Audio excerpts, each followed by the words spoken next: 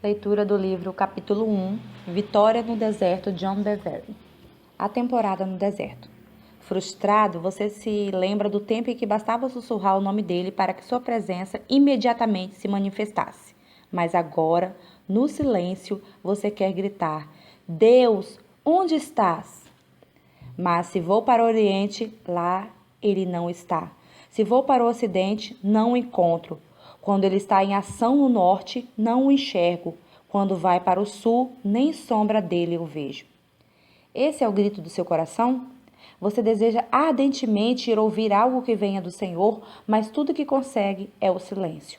Você ora, mas suas orações parecem cair por terra. Frustrado, você se lembra do tempo em que bastava sussurrar o nome dele para que sua presença imediatamente se manifestasse. Mas agora, no silêncio, você quer gritar: Deus, onde estás? Como Jó, você se vira para todos os lados procurando-o, mas não o vê, nem enxerga sua atuação a seu favor. Bem-vindo ao deserto. Sabia que você não está sozinho, mas em boa companhia. Você está andando por onde Moisés andou, aquele Moisés que foi criado como um príncipe. Moisés tinha uma visão da libertação do seu povo da escravidão. Aquele Moisés que durante 40 anos tomou conta de ovelhas num lugarejo perdido no meio do deserto.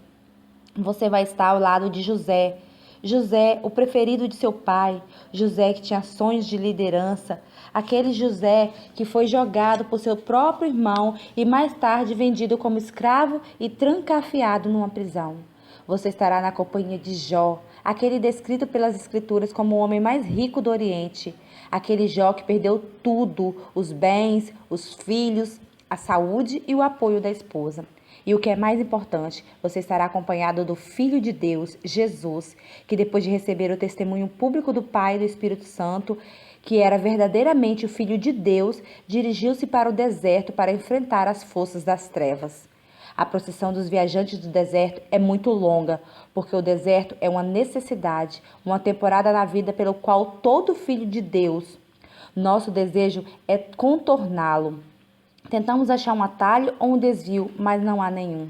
Essa é a rota para a terra prometida que não pode ser alcançada sem passarmos pelo deserto. A compreensão deste período ou a temporada é imperativa se quisermos chegar à terra prometida. Entendendo os tempos. Filhos de Zacar, entendidos na ciência dos tempos para saber o que Israel devia fazer. 1 Crônicas 12:32. Por entender o tempo de Deus, os filhos de Zacar sabiam o que Israel deveria fazer.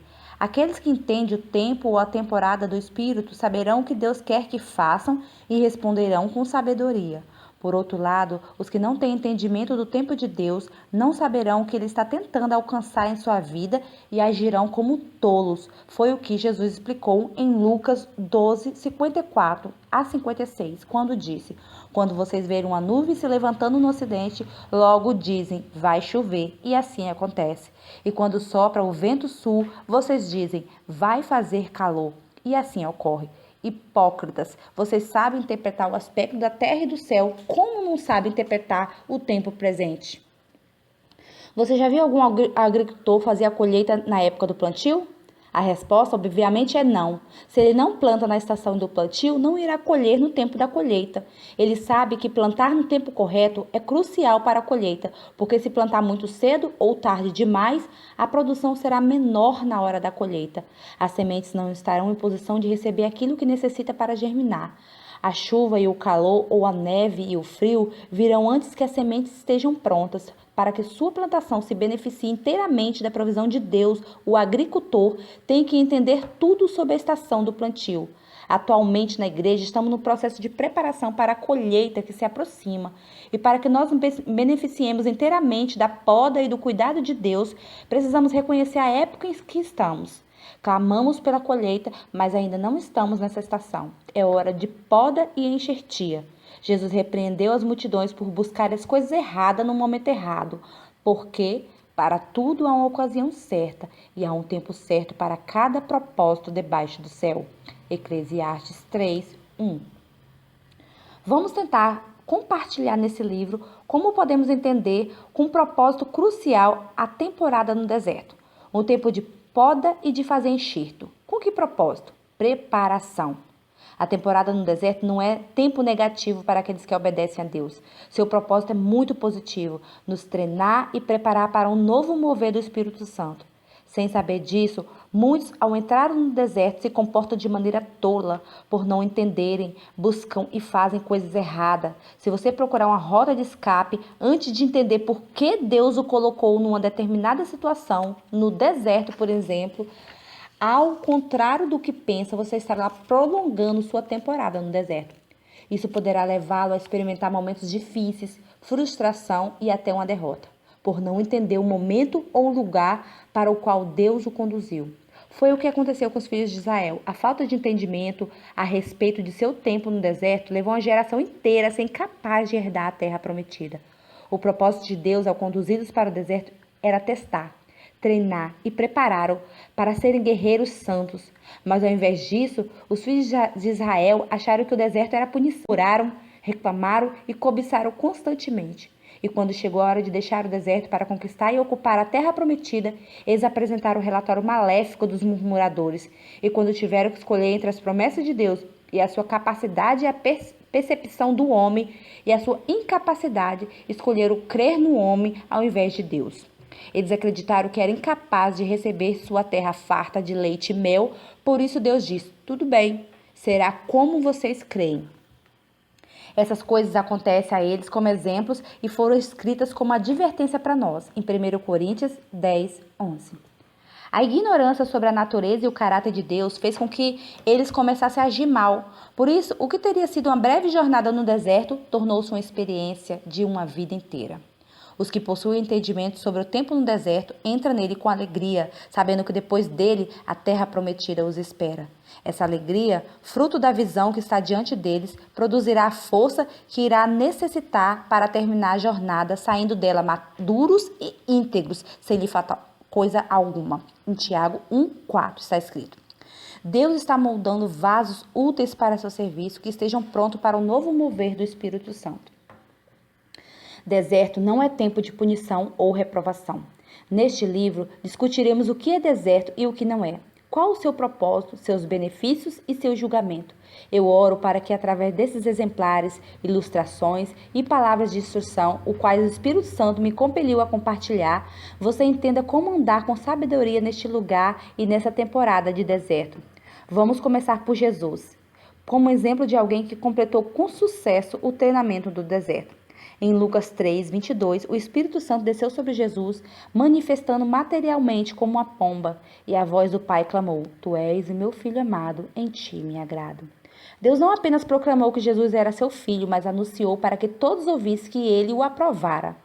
Mesmo assim, lemos em Lucas 4:1 que Jesus, cheio do Espírito Santo, foi levado pelo Espírito ao deserto. Isso deixa claro que a razão de sermos levados para o deserto não é desaprovação e nem uma punição de Deus. É importante que isso fique absolutamente claro no começo deste livro.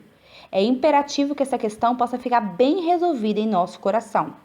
Outro ponto que devemos ser entendido claramente é que Deus não trouxe para o deserto para abandoná-lo nas garras de Satanás e se esquecer de você. Deus exortou os filhos da segunda geração de Êxodo antes que entrasse na terra prometida para que lembre-se de como o Senhor seu Deus os conduziu por todo o caminho no deserto durante esses 40 anos. Deuteronômio 8:2. Entenda uma coisa: o Senhor não para de agir na nossa vida só porque estamos no deserto. Ele nos conduz através dele e sem ele nunca conseguiríamos chegar ao outro lado. Além do mais, o deserto não é lugar onde somos colocados na prateleira até que ele queira nos usar. Não é assim que nosso Pai, que nos ama e opera, ao contrário. O deserto é um lugar e período de tempo no qual ele age poderosamente. Você conhece a expressão "vê a floresta pela árvore"? Então, como o deserto se dá o mesmo, é difícil ver Deus agindo quando estamos no meio dele. O terceiro ponto que deve ficar claro é este: o deserto não é um lugar de derrota, pelo menos não para aqueles que obedecem a Deus. Jesus, enfraquecido pela fome, sem ninguém para se confidenciar nem para encorajá-lo, sem nenhum conforto físico ou qualquer tipo de manifestação sobrenatural, durante 40 dias foi atacado pelo diabo no deserto e os derrotou com a palavra do Senhor. O deserto não é um tempo que os filhos de Deus são derrotados, mas graças a Deus que sempre nos conduz vitoriosamente em Cristo. 2 Coríntios 2,14. Enquanto peregrinava no deserto, o povo de Israel era constantemente hostilizado pelas nações da região. O Senhor disse a Israel que respondesse lutando. Os filhos de Israel derrotaram os amorreus, Números 21 a 25. Os midianitas, 31, do 1 ao 11. E o povo de Bazã, Números 21, 33 a 35. Se o propósito de Deus fosse que eles experimentassem a derrota, ele não ordenaria que defendesse sua posição. No entanto, mesmo que a intenção não fosse um tempo de derrota, muitos morreram sem entrar na terra prometida. Não era assim que Deus queria que fosse, mas esse foi o triste resultado da desobediência. Espero que isso convença seu coração de que a razão por trás do deserto não é desaprovação ou punição de Deus, nem que o deserto é um lugar no qual Deus nos abandona e se esquece de nós. O deserto será sempre um lugar de vitória quando acreditamos e obedecemos a Deus. E aqui termina o primeiro capítulo do livro Temporada no Deserto. Na verdade, o nome do livro é Vitória no Deserto, capítulo Temporada no Deserto. Fique com Deus. Amém.